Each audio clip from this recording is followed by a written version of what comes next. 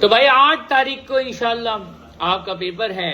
Paper जब आप देने जाएंगे अपनी सारी इंफॉर्मेशन ये वो सो भी फॉर्मेलिटीज को पूरा करके जब आप पेपर स्टार्ट करेंगे, दुआएं पढ़ने के बाद पेपर स्टार्ट कीजिएगा। सुकून शांति इत्मीनान से पेपर स्टार्ट कीजिएगा।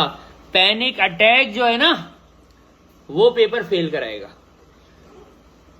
आपने पेपर को देखा, पेपर ने आपको देखा, दोनों एक दूसरे को पसंद आ जाएंगे इंशाल्लाह।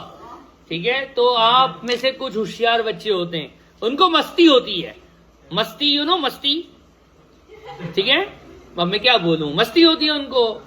आगे फॉरवर्ड करके पेपर का ऐसे ही मुआयना करने की वो करते हैं, थोड़ा आगे कर लूं, सीआर की देख लूं, ओहो सेक्शन बी को देख लूं, ऐसी कुछ जज्बातियत होती है। तो आप सबसे निवेदन है, आप सबसे दरख्वास्त है कि आप कोई कैरी फॉरवर्ड की होशियारी नहीं करेंगे।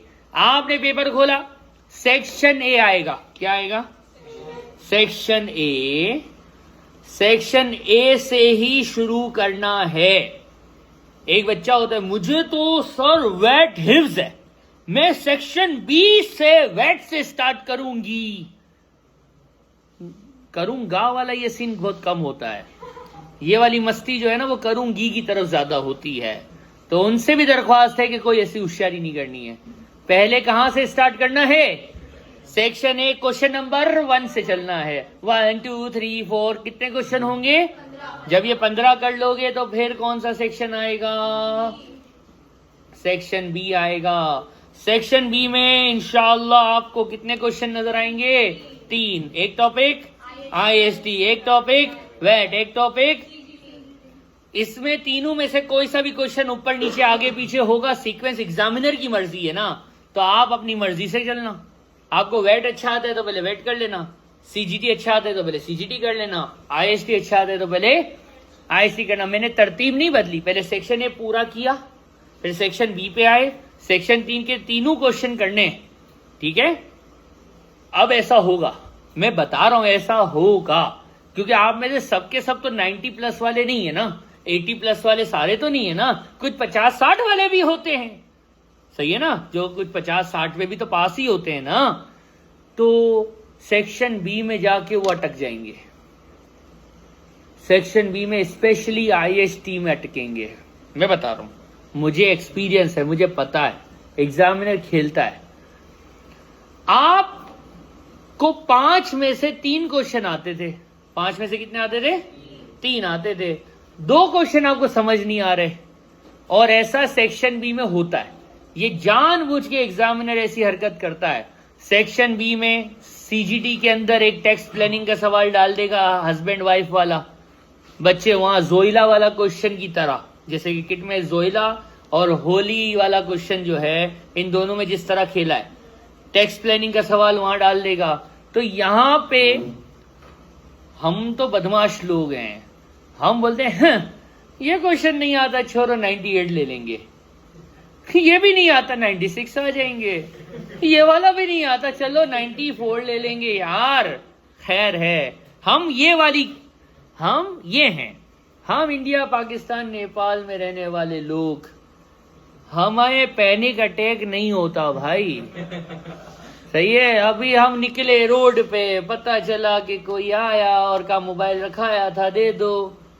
ऐसी दुनिया में हम रहते हैं। ये पैनिक अटैक जो बीमारी है ना, ये अंग्रेजों की तरफ की बीमारी है, ये मिडल ईस्ट की तरफ की बीमारी है। जब मैं दुबई में रहता था तो वहां ये बीमारी आम है। ए लेवल्स ओ लेवल्स के बच्चों को पैनिक अटैक हो जाता था। अल्लाह सर मुझे कुछ समझ नहीं आया, पेपर छोड़ के आ गई, अल्लाह। ये बीमारी उधर की है, बॉर्डर के उस पार, वो जो गरीब मुल्क है ना, ये वहां की बीमारी है। हमारे अमीर मुल्कों की ये बीमारी नहीं है। तो लेकिन कुछ बच्चे बीमारी इंपोर्ट करते हैं, ठीक है। अल्लाह मर गई, बेटा तू क्या मर गई? तौबा कर, मर गया तो क्या मर गया भाई?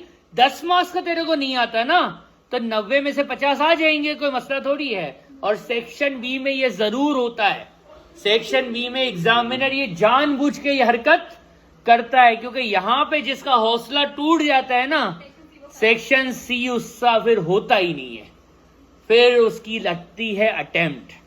सेक्शन बी में आपको एग्जामिनर छेड़ेगा। तो खवातीन, अगर अल्लाह ना करे कोई आपको छेड़ने का सोचे भी, तो आप क्या करती हैं? हील वाला जूता की तरतीब रखती है ना। और हजरात, कोई तेरे को बोले बाहर मिल, तो हम क्या बोलते हैं? आजा, चल, हम ऐसे है ना। तो बेटा ऐसे ही पेपर में भी रहना है। ये एक क्वेश्चन नहीं आता, हाँ, स्किप आगे। एक बच्चा ऐसा होता है, उसको एक क्वेश्चन नहीं आता होता ना, वो उसको लेके बैठ जाता है।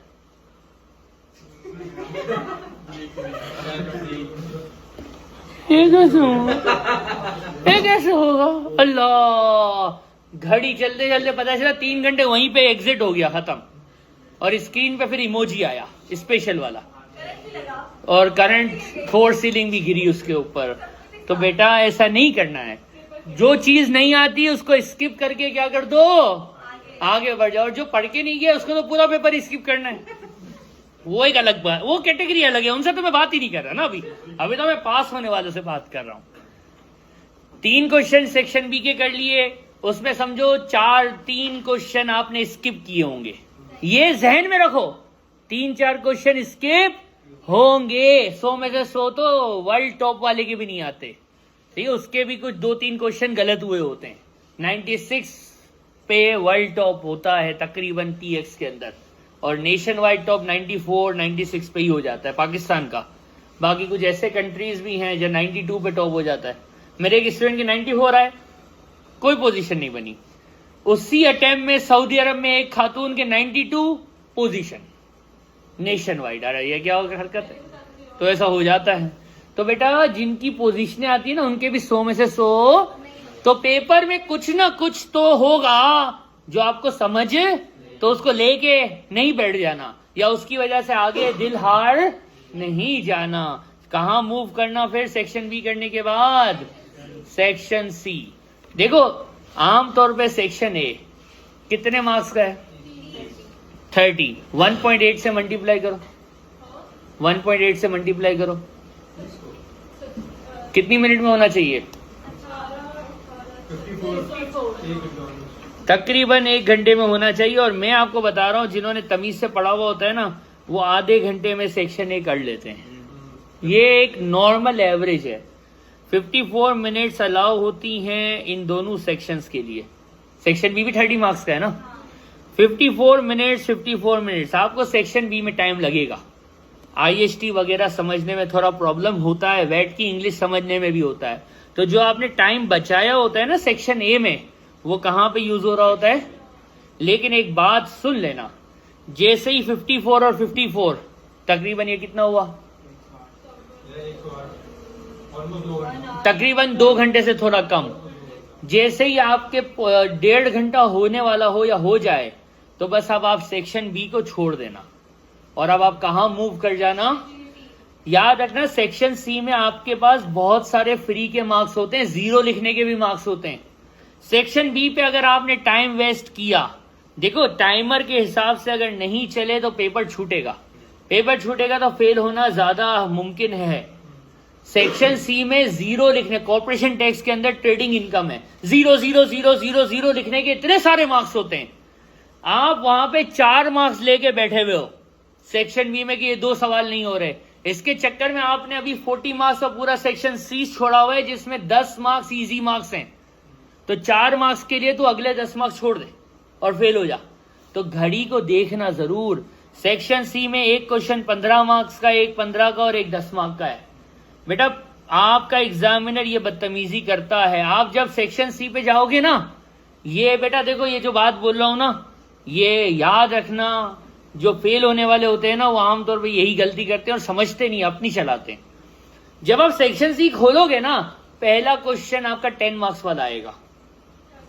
ये एग्जामिनर को भी तो भाई, उनको भी तो समझो ना, सही है। 100% पास थोड़ी करना है यार।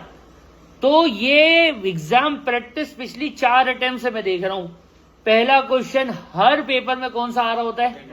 टेक्स्ट प्लानिंग का 10 मार्क्स वाला। 10 मार्क्स वाला पेपर आपने उस वक्त स्टार्ट करना है जब आपका पूरा पेपर हो जाएगा। तो आपने पहले इंडिविजुअल और कॉर्पोरेशन करना है। पहले क्या करना है? इंडिविजुअल को पहले कर लेना या कंपनी को पहले, जो आपको अच्छा आता हो। कुछ बच्चे होते हैं उनको कॉर्पोरेशन ज्यादा याद होता है, तो मैं कहता हूं तू कॉर्पोरेशन पहले कर ले, तू इंडिविजुअल को दूसरे नंबर पे कर ले, और फिर जो आखिरी में टाइम बचेगा ना वो लेके बैठ जाना किसको? Text planning. ऐसा भी है बच्चों को एक कुछ बच्चे होते हैं ना जो अपनी सीक्वेंस, हालांकि मैं इतना समझाया हुआ होता है फिर भी ये होता है, अपनी सीक्वेंस से चलते हैं, भूल जाते हैं, पता नहीं क्या होता है। टेक्स्ट प्लानिंग का सवाल शुरू कर देते हैं और बाकी दोनों क्वेश्चन छूट जाते हैं। टेक्स्ट प्लानिंग टाइम किलर है। आप 10 मार्क्स के सवाल जब हमारे साथ करते थे, किट में करते थे, मेरी रिकॉर्डिंग से देखते हो, वो तो मैं बोल रहा होता तो हो जाते हैं ना। खुद से 10 मार्क्स वाला सवाल लेके बैठो, आप घड़ी देख लो कितना टाइम ले जाएगा, क्योंकि उसमें आपको थोड़ा सा टेंशन होता है, सोचना पड़ता है।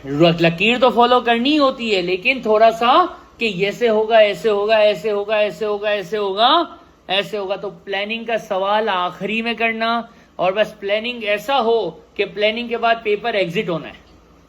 सबसे पहले सेक्शन ए किया घड़ी देखते हुए कि आधे घंटे में हो जाए, टाइम बच जाएगा। सेक्शन बी 54 मिनट है, 54 मिनट में हो जाए, 1.5 घंटा हुआ ना, कितना हुआ? 1.5 घंटे बाद आपने कहा मूव करना है? सेक्शन सी पे। पहले कौन सा क्वेश्चन करना है? कॉर्पोरेशन या इंडिविजुअल, जो ज्यादा अच्छा आता हो। इन दोनों को करने के बाद कहां जाओगे? टेक्स्ट प्लानिंग पे। टेक्स्ट प्लानिंग पे पेपर एग्जिट हो जाएगा। पीछे कुछ भी छोड़ते हुए नहीं आना। एक ऐसा बच्चा होता है 2-4 क्वेश्चन पीछे छोड़े हुए होते हैं, तो फिर वो आगे बढ़ रहा होता है ना, उसको परेशानी यही खा रही होती है कि वो पिछले वाले करने, पिछले वाले करने। जो समझ आता है ना एमसीक्यू, वो लगा के आगे बढ़ जाना और लिख लेना, इस क्वेश्चन को बाद में रिव्यू करना है। टिक जरूर कर देना, टिक सबमिट जो भी है ना वो करके आगे, वो स्किप करके ब्लैंक छोड़ के आगे नहीं बढ़ना। पता है क्यों? आप जब टेक्स्ट प्लानिंग पे होगे ना, आपको घड़ी का एहसास नहीं होगा, आपका पेपर एग्जिट हो जाएगा, पीछे 4 सवाल पे कोई टिक नहीं होगा, आपको 0 मिलेगा। भाई आपने जब उसको सॉल्व करने बैठे थे तो कुछ तो आंसर समझ आ रहा था ना, कोई ना कोई तो नियरेस्ट आ रहा था ना, उसको टिक जरूर कर देना कि पेपर अटेम्प्टेड क्या हो। तुक्का भी नसीब, माँ की दुआ, अपनी माँ और पोटेंशियल बच्चों की पोटेंशियल, वो माँ की भी तो दुआ होगी ना, उनको भी कह के जाना ना कि दुआ करें। ठीक है, तो इस तरह से करना, पेपर छोड़ना नहीं है, अपनी सीक्वेंस इजाद करनी नहीं है। एक बच्चा ऐसा हो जो कहे कि मुझे आईएसटी तो ऐसा आता है, ऐसा आता है, ऐसा आता है कि ऐसा लगता है कि आईएसटी मैंने ही बनाया था, वो भी यही सीक्वेंस फॉलो करेगा, यही सीक्वेंस फॉलो करोगे। सेक्शन ए आधे घंटे में, सेक्शन बी 1 घंटे में, 1.5 घंटा हो गया, 1.5 घंटा हो गया, और आखिरी का 1.5 घंटा 15 मार्क्स वाला ये, 15 मार्क्स वाला ये, और 10 मार्क्स वाला ये क्वेश्चन करना है। 10 मार्क्स वाला क्वेश्चन यूं होता है कि बस इस पे पेपर क्या होता है, आपको पता ही नहीं चलेगा कि टेक्स्ट प्लानिंग आपका कितना टाइम ले जाएगा। एग्जाम की सीक्वेंस सेक्शन सी में आउट होगी, सेक्शन सी में सीक्वेंस क्या होगी? आउट होगी। आपने उसकी सीक्वेंस नहीं चलानी है, आपने क्या करना है? हमारी सीक्वेंस ही फॉलो करनी है, और इसके साथ हमारा सिलेबस जो है खत्म होता है। वाखिर दावाना अनिल हम्दुलिल्लाहि रब्बिल आलमीन।